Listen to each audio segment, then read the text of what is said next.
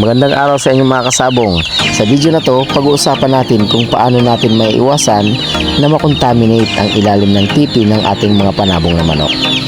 Pero bagong lahat mga kasabong, pa-click naman yung subscribe button at yung notification bell kasi marami pa tayong topic na pag-uusapan.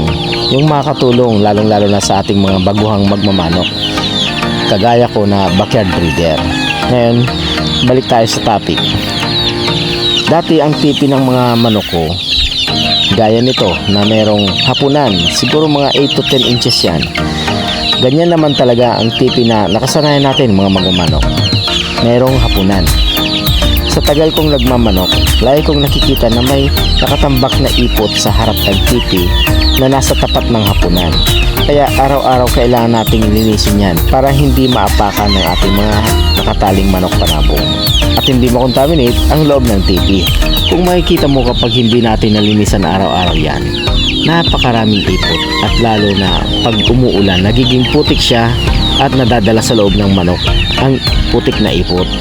Gaya sa ating hindi naman full-time sa pagmamanok, mayroon tayong trabaho, busy sa araw-araw at maaga tayong umaalis sa unang trabaho, kaya hindi natin maibigay yung 100% natin sa pagmamanok.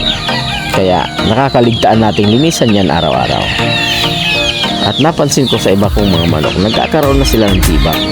Kaya ang ginagawa ko, para maiwasan makontaminate ang ilalim ng tipi at maiwasan din na magkaroon ng tibak ang aking mga paanang manok, dahil dyan sa ipot na yan, pinutol ko ang hapunan nila. Inobserbahan ko muna ng ilang araw at yun nga, malinis na ang harap at ilalim ng tipi. At isa pa, dahan-dahan nang nawawala yung tibak ng manok natin. Kaya lang, ang disadvantage lang nito, yung ipot niya ay nasa tipi tumatama. Pangit man tingnan, basta't ang importante, malinis ang ilalim ng tipi at hindi na-contaminate ang ilalim niya. At walang ipot na naapakan ang ating mga nakataling manok panabong. Maraming salamat mga kasabong. Sana nagustuhan nyo ang topic natin ngayon.